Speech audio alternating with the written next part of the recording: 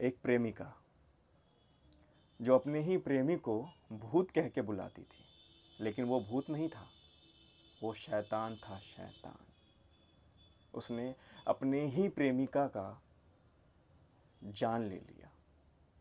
Hello, नमस्ते, अस्सलाम वालेकुम, सत श्री अकाल, केम छो, भारत माता की जय। तो आज की कहानी है दिल्ली की हमारी। बिहार के एक परिवार होते हैं, उसके 3 बच्चे होते हैं, 2 लड़की और 1 लड़के।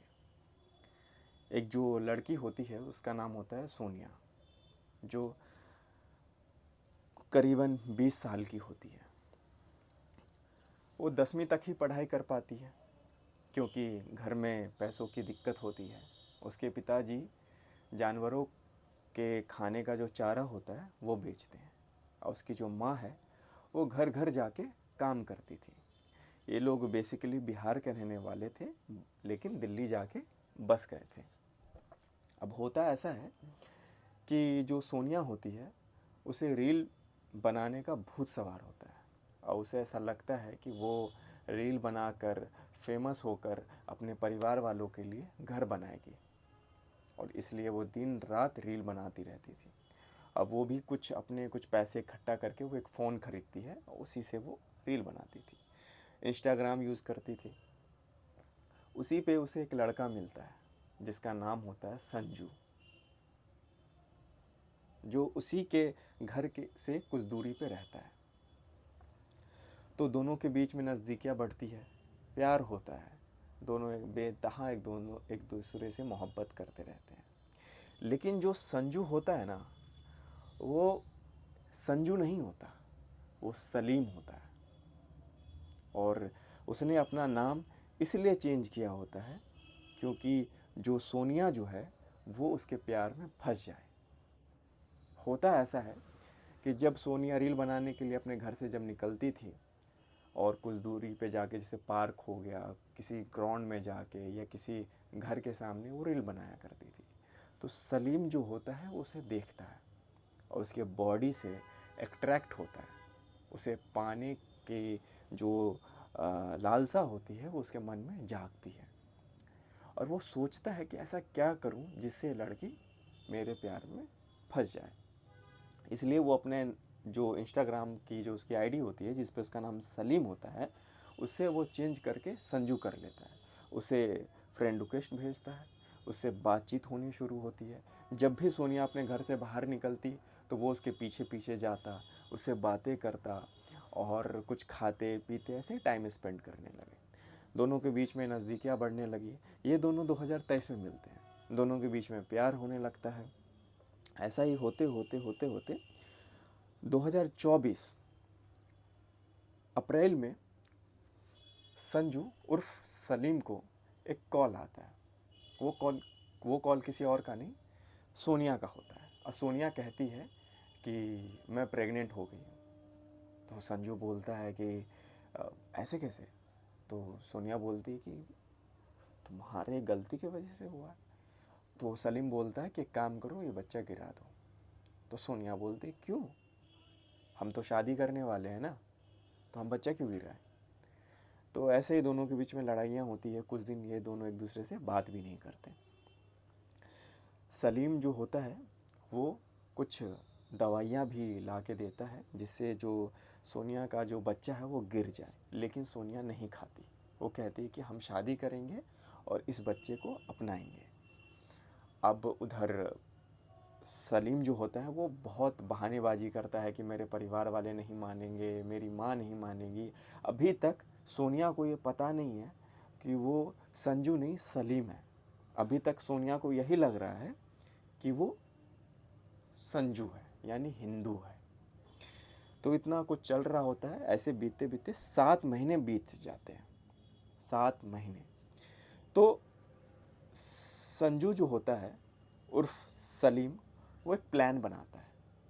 अब ये जो उसका प्लान होता है बहुत ही घटिया प्लान होता है, और वो प्लान में 2 लोगों को शामिल करता है, एक ऋतिक को और एक अपने ऋतिक को और एक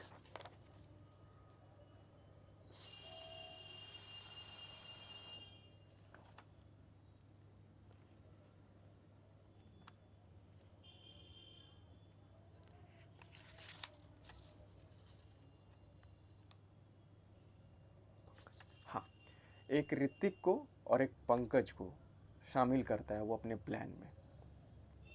और सोनिया को कहता है कि तुम 21 अक्टूबर को, यानी कि 21 अक्टूबर 2024 को सुबह 4 बजे मुझे अपने घर के बाहर मिलो, और ये बात तुम अपने घर में किसी को बता के मत निकलना, चुपचाप निकलना।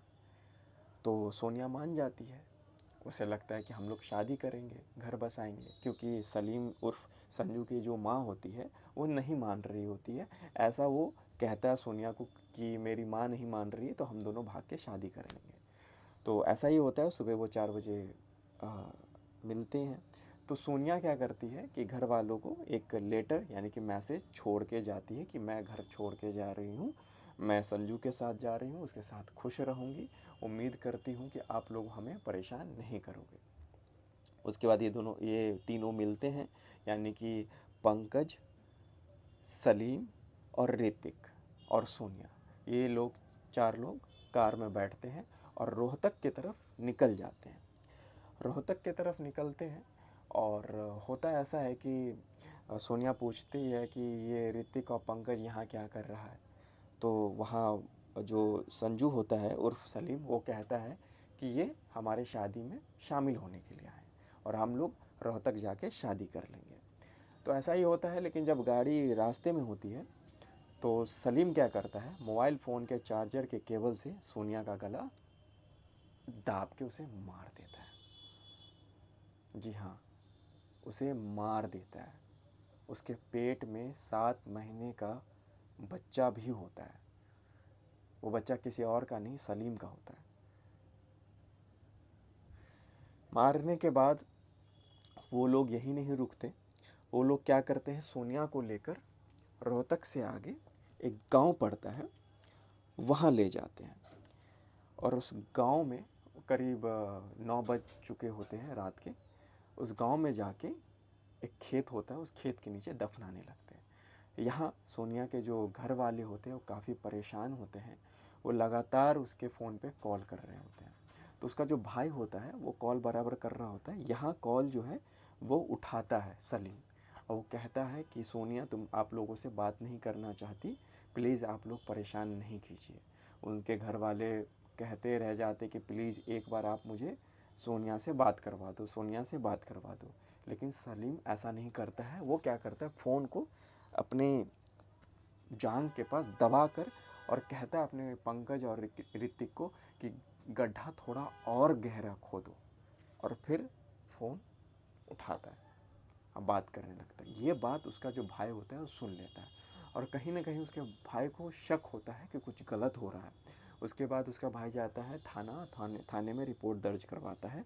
और 23 अक्टूबर 2024 को दिल्ली पुलिस सलीम को पकड़ती है, और तब खुलासा होता है कि ये जो संजू नहीं सलीम है।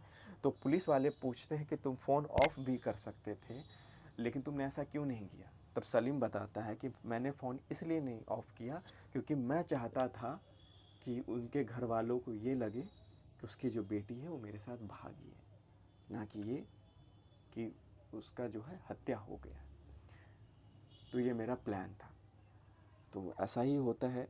और बाद में और खुलासे होते हैं। ऐसा पता चलता है कि जो सलीम है उसने बहुत सारे मतलब लड़कियों को फंसाया हुआ है, बॉडी यूज़ किया है, शोषण किया है। और जबकि उसकी उम्र बताया जा रही है कि 19 से 20 साल है। तो बहुत ही सोचने वाली बात है कि क्या हम ऐसे समाज में रह रहे हैं, क्या हम अपने छोटे बच्चे को क्या शिक्षा दे रहे हैं। मेरी ये कहानी सुनाने का मकसद किसी के भावनाओं को ठेस पहुंचाना नहीं था, बस जागरूक करना था। तो आप सतर्क रहिए, जागरूक रहिए और खुश रहिए। धन्यवाद।